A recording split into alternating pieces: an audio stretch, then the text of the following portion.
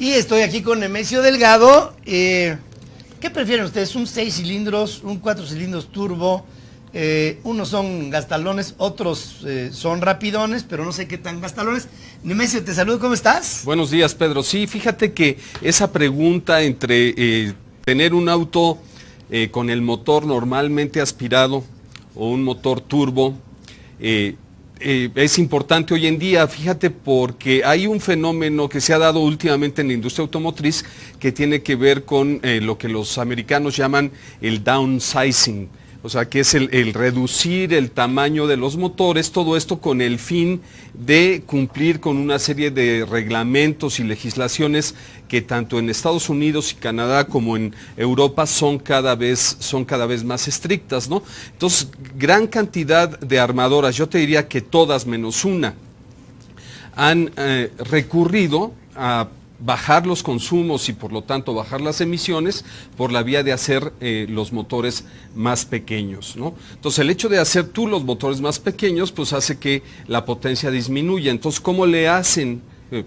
Disminuyendo el tamaño del motor consigues beneficios desde el punto de vista de ahorros en consumos, pero ¿cómo compensas la falta de potencia o la disminución de potencia? Bueno, pues le añades el supercargador o el turbocargador y de alguna manera compensas, tienes como que lo mejor de dos mundos, ¿no? Por un lado, la economía de combustible y por otro lado, una alta cantidad de potencia gracias al turbo, ¿no? Y eso aumenta la eficiencia de la combustión interna. Es correcto, sí. El turbo no está funcionando permanentemente, sino únicamente cuando aceleras de más o cuando lo requieres. Y el resto del tiempo, cuando el motor va en baja, pues está gastando menos gasolina, ¿no? Eso suena muy bien en teoría, ¿no? Pero bueno, te pongo un ejemplo, te comentaba de un ejemplo hace un tiempo, ¿no? Un Lamborghini de los años 60. Un Miura, para generar 350 caballos, requería un motor de 12 cilindros y cada cilindro más o menos de 4 litros, ¿sí? 350 caballos. Hoy, 2015, tú tienes un Mercedes, el Mercedes-Benz, el Clase A AMG, que también es un súper deportivo, con 4 cilindros contra 12, con 4 cilindros y cilindros de 2 litros, te genera 340 caballos de fuerza, ¿no? Entonces, te puedes dar cuenta, ¿no?, de lo que ha avanzado la tecnología en ese sentido, ¿no? Entonces, con un 12%, 12,5% de lo que se empleaba en los 60s, se obtiene la misma potencia en el 2015. Prácticamente la misma potencia, ¿no? Entonces, el tema de los turbos, pues hay que analizarlo bien. Yo te voy a decir por qué. Porque, bueno, tienes por un lado la ventaja en cuanto a potencia, porque el motor turbo iguala las características en cuanto a potencia, y tienes por otro lado el ahorro de combustible. ¿Cuánto es el ahorro de combustible y cuánto es el aumento en potencia? Hay que analizarlo caso por caso, Pedro, porque fíjate que, por ejemplo, de los autos que comercializó Ford de 2008 a 2011 en este país, se ve una disminución en el tamaño del motor de un 11.4%, mientras que la potencia aumentó un 0.7% y el incremento en el rendimiento de combustible fue de un más 23% en ese periodo.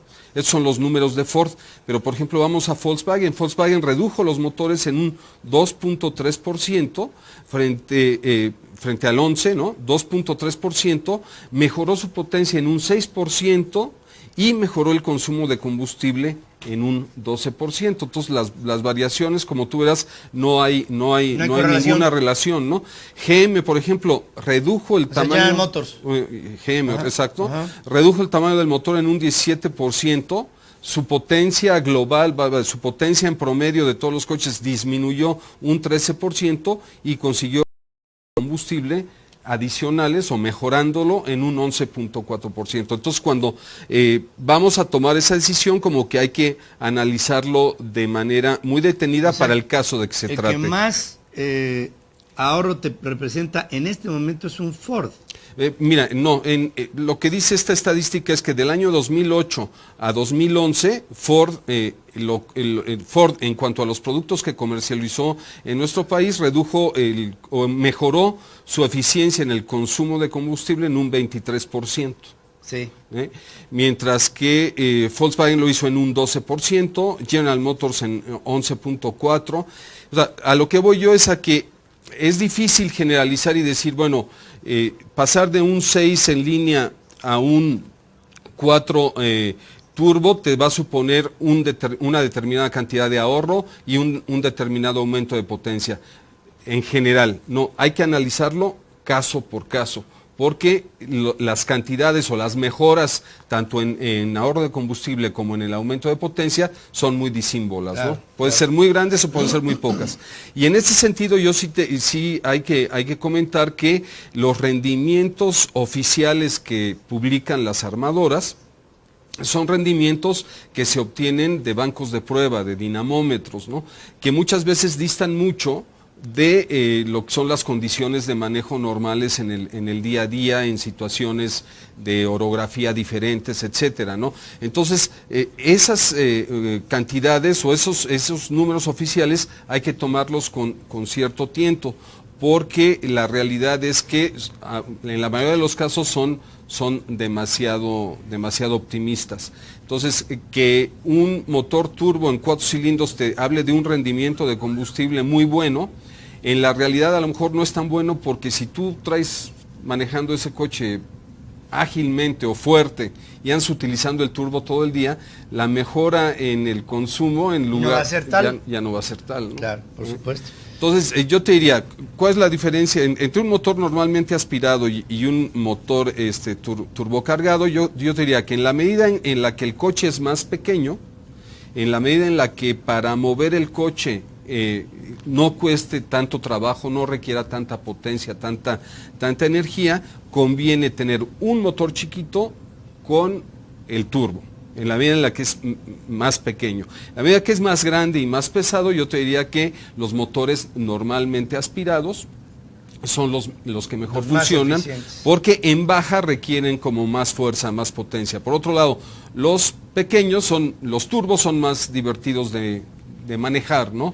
Pero por otro lado, los normalmente aspirados son coches que tienen un mayor refinamiento, y en estos no se da el efecto del turbo lag, que es el retraso en la entrada del turbo, que tarda un poquito en entrar, y entonces te pega ese jalón, aunque los turbos de hoy en día han mejorado mucho en ese sentido. Luego, ahorita que dijiste lo de divertido a la hora de manejar, me pongo a pensar en un congestionamiento ahí a un lado del río Santa Catarina a las 5:30 de la tarde, o en el periférico aquí a la hora que sea, o en Guadalajara, ahí en el Boulevard López Mateos, y digo, oh my goodness, esta es una ciudad de primera, porque no se puede pasar a segunda. Exacto. Pero, bueno, en fin, ni hablar. Pero siempre hay oportunidad. Sí, luego ahí darle un arrancón. Yo lo que hago así para divertirme un rato, dejo que el coche adelante de mí avance 25 metros, y entonces le pego un acelerón. Pues digo, para sentir la libertad, ¿no? Que es algo que existe. Cuando no me prestan un helicóptero, porque cuando me prestan un helicóptero la cosa cambia. Gracias, querido. Todos los helicópteros tienen turbocargadores. Todos, ¿verdad? Sí, claro. Ahora, hay dos tipos de helicóptero. Uno es de turbina y el otro es de pistón. Nunca les recomiendo. David, no te vayas a comprar un helicóptero de pistón para la Ciudad de México, por la altura te puede afectar muchísimo. Exacto. Igual te caes, y no queremos eso para ti, de ninguna manera. Vamos a hacer un corte. Gracias, Pedro. Siempre, querido Nemesio. Gracias. ¿Ya te vas? Ya nos vamos a trabajar. ¿Sí? ¿A dónde? Claro. Vamos a la criolla. Así es. A la criolla que tanto orgullo nos da aquí en Polanco. Vamos gracias. A un corte. Aquí regresamos aquí tengo a una mujer extraordinaria, encantadora, con una mente brillante, Sofía Segovia, autora del Murmullo de las Abejas. ¿Por qué este título tan sugerente?